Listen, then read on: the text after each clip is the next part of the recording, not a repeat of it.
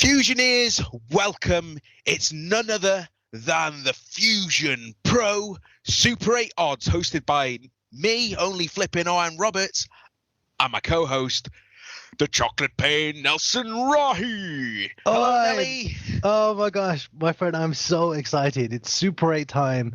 This is the most exciting pro wrestling tournament in the world. It's got such a legacy, and I'm so excited for this. It's my favorite Fusion Pro event. I mean, it's like you said, it's got so much history to this. Started off in CCW, and now it's made its all the way to Fusion Pro Wrestling. We've had countless winners of the Super 8 in the past. And what's more exciting, we get the chance of having a first-time winner today. Yeah, it's going to be brilliant. You're right. We've had we've had it all in Super 8. We've had injuries, we've had drama, we've had agonizing losses, we've had glorious victories, we've had international superstars. We've had local lads come through and win it. It's just unbelievable, brilliant. One night only. It's something else. It's an incredible atmosphere. So yeah, the Super 8 tournament, Fusion Pro Wrestling, I absolutely can't wait. I mean, not only that, but anyone can win it really in the bracket. We've seen the likes of Brian Stone, who went on a year's losing streak, come out on top in the Super 8. A few years ago, before COVID happened, going on then to win the CCW Welsh Championship. So it's not just about the Super 8 title in itself, the Super 8 Cup that the winner will receive. It's the opportunities that come with it, Nelly. Oh, 100% agree. And Brian Stone's a great example, Owen, because if you think, his career stepped up into the stratosphere, really, in terms of pro wrestling after that, because, as you say, he won the CCW Welsh Championship. He's one of the longest, he is the longest reigning champion of that title in our history, so it went his way, big style, after winning the Super 8 tournament. And you could say the same for people like Pequeno Loco. AJ Hughes is just steeped in glory in Fusion Pro and CCW history, and these people are synonymous with the Super 8 Cup and victory in this. So absolutely, there's a real opportunity here for one of these competitors to step up, and my goodness, it's all to play for. It's all there, all the glory on the table. So I am very excited, and I imagine these competitors are probably honing their skills in training on it every single day, just for the chance to win this tournament, because they all have a shot at that. And not only that, they have to be on top of their form that day. It's not just one match that the winner will go against. There's 3 matches in total that an individual have to go through, which is the quarterfinals, the semi-finals, and then the finals, in order to win that Super 8 Cup. How taxing is that on the body, Nelly? Oh, it's brutal. We've seen it time and time again in Super 8. People like Ashton Richards back in the day. Sid Phillips, the first ever winner, he was attacked by Ashton Richards in the first round after he'd beaten him. So after the bell had rung, he was attacked from behind. And then, Sid Phillips had to fight his way through the semi-final and the final with with one bad wheel. He was on one leg for those final 2 matches, so he had to dig super deep. The toll it takes is unbelievable. It's 3 consecutive matches on the night for the winner, and that's a really grueling thing to ask of any pro wrestler. It's a huge ask, it really is. But the upshot of that is the glory and being immortalized as a champion of the Super 8 tournament. And Owen, you touched on it earlier, but not only do you win the tournament, not only do you lift the trophy, but as well as that, with the Super 8 Fusion Pro, they have instigated this additional sort of prize with it, whereby a winner of the Super 8 can then claim a title shot for any of the Fusion Pro titles, and that's super exciting. Well, we saw that in effect last time when Brian Stone picked up the Super 8 Cup, and within the week he had challenged Pastor Everett Teague for that title shot against the CCW Welsh Championship. He could have gone for the Grand Championship, but he opted to go for that CCW Welsh Championship to beat one of his longtime rivals, Pastor Everett Teague. And obviously he then went on to win and had an amazing reign as a champion. Yeah. That's what the future holds for one of these lucky participants of the Super 8 tournament. So absolutely, we've got some odds on the go here, Nelly, that I'd like to go through with you. We'll go through the matches. Absolutely, yeah. Let's see who's in these matches. Let's see, let's talk about who might go on to win this thing, and some of the histories and some of the characters involved in this. It's going to be brilliant. So first of all, we've got Chaos against Ryloid, the first match of the quarterfinals. What a match this is going to be. I mean, this could be a final. This is a prestige match. Some of the biggest competitors in Fusion Pro Wrestling, if not some of the local areas, if not Britain itself. These are seriously talented guys in the peak of their powers. They've both got such gloried and storied histories in pro wrestling as well as in Fusion Pro. And it's almost a shame to have them in match one and not, for fate to align and sort of land them in the final. But so that's how it goes with Fusion. That's how it goes with Super 8. But yeah, that's going to be a crazy match. But the history between both of them as well is heated rivalry in this match. But not only that, Nelly, we'll get the odds up here. We can see that Ryloid is odds-on favourite to win the Super 8 Cup. But Chaos is 4-1. Yeah, that we're pitting them as number 1 and 2 seed, and they're going against each other in the first round. It's wild. It is wild, and you have to say for the other competitors from their perspective, it's it's a bit like sort of Liverpool drawing Man City in the Carling Cup or the FA Cup or something, because one of the big dogs is going to fall, right? So it's an opportunity for those who'd say maybe longer odds. But yeah, absolutely. That is not a match to be missed. And both of these competitors have actually been in the Super 8 before. So we've got Chaos, who was in the Ultimate 8 at the time, where the CCW Welsh Championship was on the line for the winner. He got eliminated to his, one of his tag team partners, Jay Shelley at the time. A lot greener at the time. Chaos, bit naive maybe, came into that match bit unprepared perhaps, but he'll definitely be aware of what's required to win this match. Whereas Ryloid again made an appearance in the Ultimate 8, losing to the eventual winner, Pequeno Loco. Yeah, that was a heck of a match, by the way. It was indeed. It was indeed. So both of these competitors will know what's at stake and what is required to get out not only of the first round, but into that second round, which neither have done before. Yeah, I know. And that's unbelievable, isn't it? How can people of this sort of character and that stature have not made it past the first round in the tournament? But that tells you everything about the Super 8 tournament, that people with such pedigree might not be able to make it that far. But, maybe this time, these Chaos and Ryloid are two competitors who probably could have won this in previous occasions.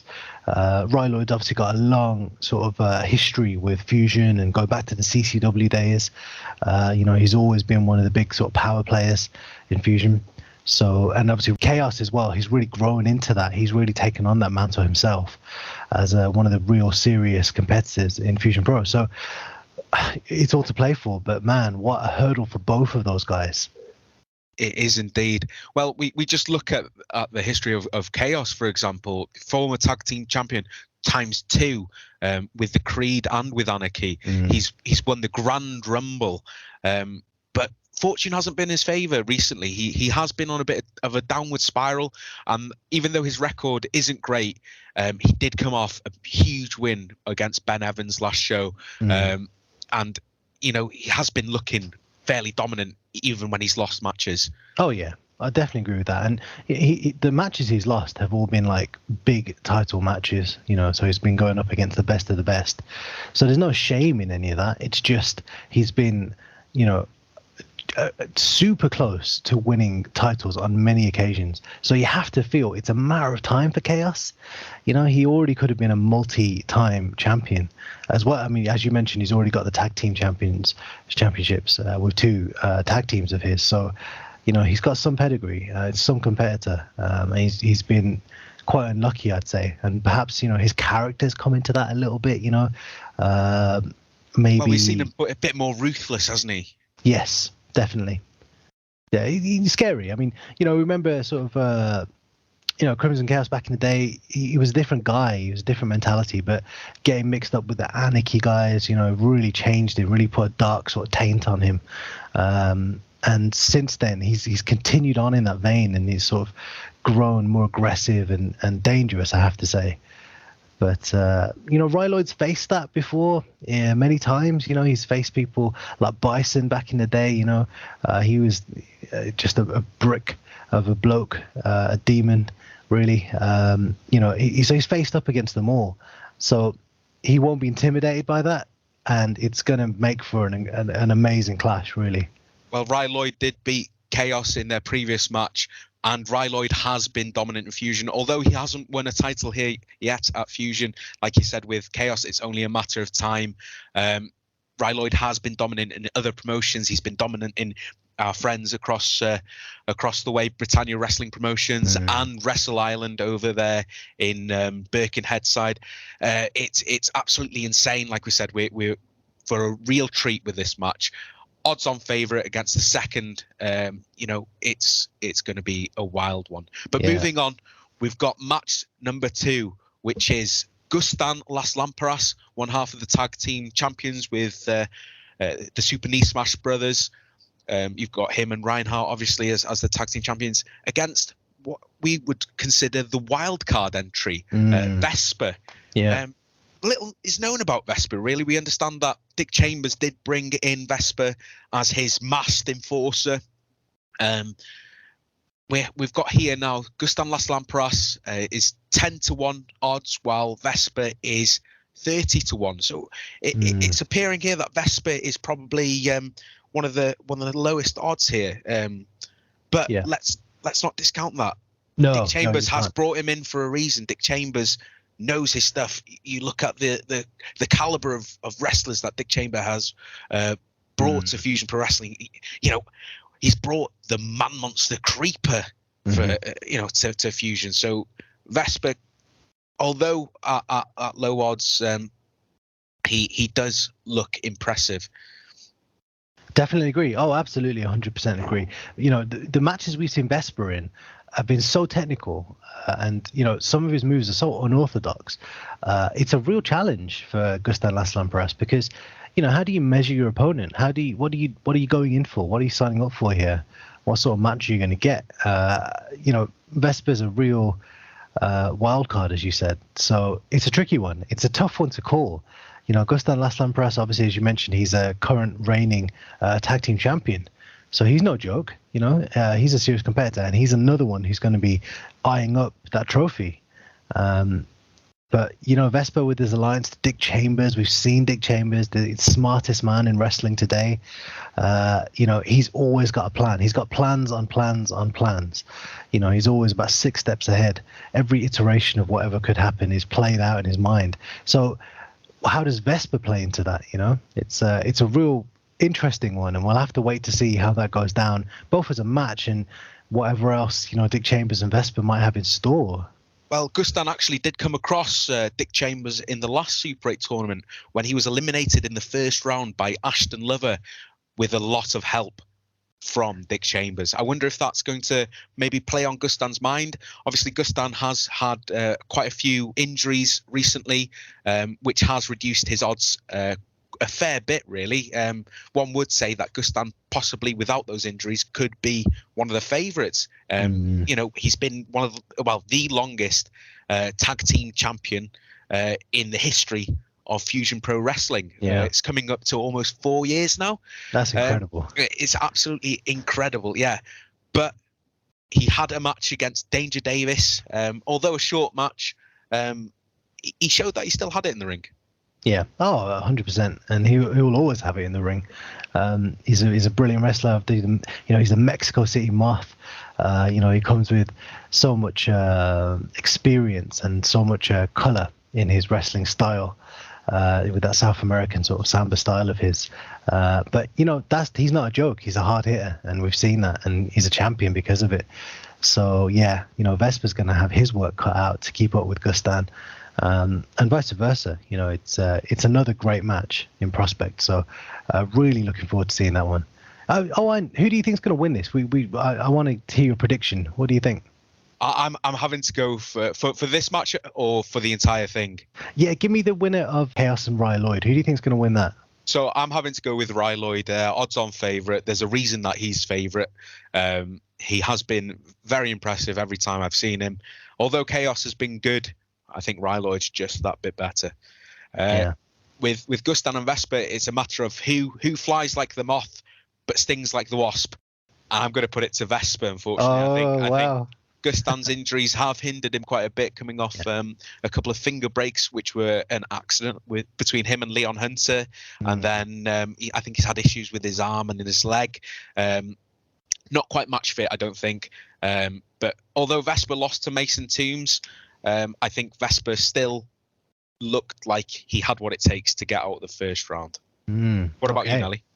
Oh, well, man. I mean, I just feel like luck's going to turn eventually for Chaos. You know, as we mentioned earlier, he's been so close so many times, and I'm sure he'll be eyeing up this tournament as one that he really wants to win to cement his sort of legacy and put some of those near losses behind him and just to step into his sort of destiny, as it were. I imagine that's how he's probably seeing it.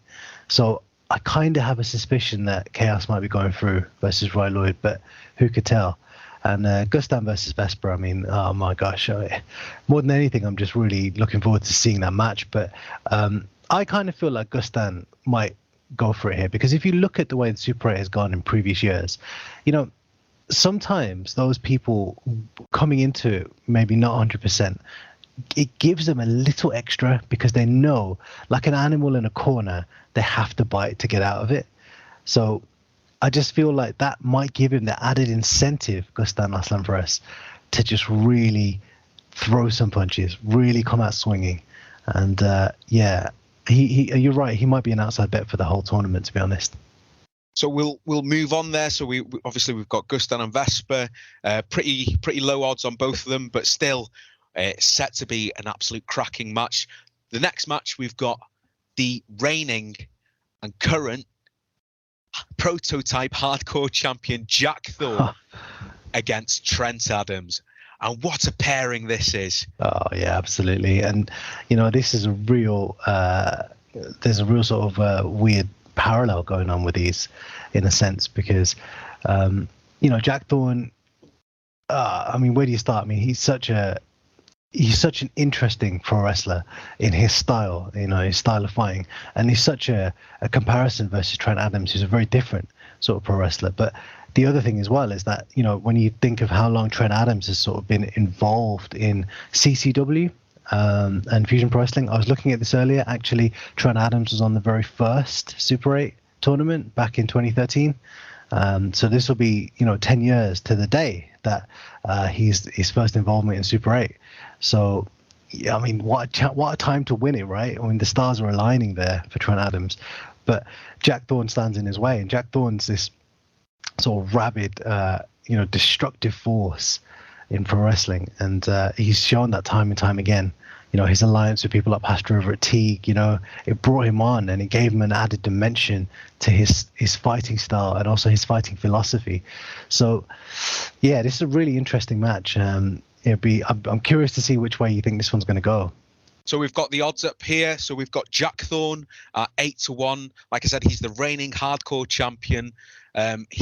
Although he has won and lost the belt multiple times, it shows his perseverance. It shows that he's dedicated to keep the title, to get the win. So he's 8-1, and he has looked very impressive in his recent matches. Although, you know, Teague has been at his corner, Jack Thorne seems to be getting these wins without Teague's help. And it's yet to be seen whether or not Pastor Everett Teague will be at the Super 8 in Jack Thorne's corner. And then on the other hand, we've got Trent Adams, who we've got 20-1. I think probably a bit too low on the ranking. I'd personally put Trent Adams a bit higher. I was going to say the same thing. He's in the best shape of his life. Yeah. He's looking fantastic in the ring. Fresh faced. He's although he's, you know, coming off a loss, he has looked very impressive in his wins. And we know for a fact that Trent Adams doesn't mind getting down and dirty, does he? Absolutely not. He's a very stylish wrestler. The way he moves, the way he hits, the way he sort of shapes his matches. He's very stylish, very swoosh. But man, he's no joke, right? I mean, some of his matches with AJ Hughes, back in the day, in the CCW days, just a real heavy hitter, a lot of heart with Trent Adams. So he's a very different prospect to some of our other competitors in this tournament. But you're right. I would say his odds are way too long there. Someone like Trent Adams, I mean, with his experience, with his know-how, with his heart, with his ability, I would have had him as one of the favorites personally. But it's going to be very interesting. It's going to be a really good match. And really looking forward to seeing this one as well. So we've seen the odds for both of these, but my opinion is that Trent Adams has to be walking into the second round. He's, I think he's got the edge on Jack Thorne. Jack Thorne will be probably a bit too focused on his hardcore championship. Of course, it's 24-hour rules. It could be that he loses this match and the championship. Yeah, so imagine, I think that will probably be in the back of his mind. Yeah, bound to be. He is a defending champion, and the nature of that prototype hardcore championship is you're almost like disadvantaged if you are the champion, because you have to have eyes in the back of your head constantly 24/7. What does that do for a man who hasn't slept because he wants to keep his championship? So yeah, I'm kind of with you. I feel like Trent Adams is the freer of the two. He can go and attack in this match, whereas Jack Thorne may have to be a touch more defensive, but time will tell. But yeah, I kind of feel like Trent Adams might take this one. So moving on to the final match of the Super 8, one would say gauntlet maybe. So it's Ryan Riot against Danny Trow. Wow, this is going to be a heated match. Both of these have history with each other. Ryan Riot picking up his first ever win in Fusion Pro Wrestling against Danny Trow. And I'm sure Danny Trow will want to avenge his debut loss in Fusion Pro Wrestling. What a better way than to do it here in the Super 8 tournament. So, absolutely. Yeah, Nelly, what would you say about this match? I'd echo your thoughts there. Danny Trow, he's no joke. Since he's been involved in wrestling for a long time, but he's only recently sort of made the step over into Fusion Pro, and he's made a big impact already. He brings an attitude of grittiness and seriousness to everything he does. Intimidating, he's not a joke, but he's a very capable wrestler as well. Very heavy hitting, and some of the unorthodox offense that he's put into some of his matches has been mind blowing. So, I mean, another one who really could go a long way into this tournament, if not winning it. And obviously Ryan Riot, he's just coming into his own now. He's just hitting this wonderful streak of form and confidence that comes from that. And he's almost been reborn into like super Ryan Riot. It's brilliant. So again, he'll have his eyes on that tournament trophy. But obviously standing in his way is Danny Trow. Impossible to call this one for me. Two different styles as well, completely different styles in this. Ryan Riot's so quick, so light on his feet. Danny Trow's so hard hitting, methodical. He can take a hit or two. It's a tough one to call. I kind of feel personally, I don't know about you, Owen, but I kind of feel like Danny Trow might have the edge in this one. What do you think? Well, we'll look at the odds here, Nelly. So we've got Danny Trow at 15-1. Again, he's not had the best of starts here at Fusion Pro Wrestling, losing to Ryan Riot and then with the 6-man tag getting disqualified, I believe. But he has the Broken Generation to back him up. And again, that outside interference might play a part. It's something that Ryan Riot would have to keep in the back of his mind at all times, making sure that the coast is clear. So I think that's probably elevated Danny Trow's chances.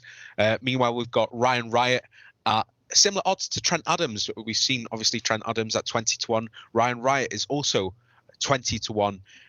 Not an amazing record here at Fusion Pro Wrestling, but like you said, has started coming into his own, picking up some nice little wins here and there. Although he lost his last match against Looster the Gooster, he still looked very impressive with that. And he has improved drastically, especially under the wing of Trent Adams. It's almost like Trent Adams has the more experienced wrestler has taken Ryan Riot under his tutelage almost. I think that's probably why Ryan Riot is maybe 20-1. Possibly could have been maybe a bit higher, I think, odds wise. Simply just because he's only won, I think, 2 matches here in Fusion Pro Wrestling since his time here. No, definitely. That alliance with Trent Adams, that's very interesting because, obviously, if they both were to make it through to the next round, who's to say they wouldn't be pitted against each other? And as we saw in our last show, Trent Adams he's sort of overcoaching actually cost Ryan Riot in the end, and they didn't seem to leave the ringside on the best of terms, and it just left a bit of a bad taste. So you just wonder what's going to happen here. There's potential for some explosive coming together. So that's something we'll have to keep an eye on, I guess. Yeah, most definitely. Like you said, there has been a bit of clash in ways things are done, and not to say that Ryan Riot isn't experienced at all. He's very experienced, but with the experience of Trent Adams possibly trying to sway the way that Ryan Riot wrestles, that could possibly mean why his chances are as high as they are, but also as low as they are, because it's a two-edged knife, isn't it, or sword, or whatever metaphor you want to use. It's actually crazy how Ryan Riot had gone so long without winning here at Fusion Pro Wrestling, in my opinion. It is. Picking up losses almost every show. So that must have had an effect on his confidence. But again, under Trent Adams, he's improved. But at the same time, Trent Adams often trying to resort to underhanded tactics, maybe. Him trying to pass him a chair and, some brass knuckles, and Ryan Riot trying to stick to the book, isn't he? Yeah, absolutely. And that's such an interesting thing because we've not really seen a lot of that from Trent Adams over his career. So it's almost like as he steps into that sort of mentor role with Ryan Riot, there's almost a level of maybe protection there. So he's reaching down to depths that he wouldn't reach to for himself. But it's an interesting relationship there. And I guess, we'll have to see how that plays out. But there's so many connotations in this tournament. There's so many people who've clashed in the past and have histories, and it all comes to the fore at times like this. Events like the Super 8 when there already isn't a lot of love to be lost between these guys, but there's absolutely none of it to be lost when the Super 8 tournament is on the line. So it is all to play for. It's very exciting. Well, I am looking forward to it, Nelly. So we've got the details here of when the show is. So it's on the 26th of March, which is a Sunday, and that's in Hapus, Llandudno. It's going to be a fantastic event, Nelly. Someone is going to be choosing their destiny with the Super 8 Cup. It's time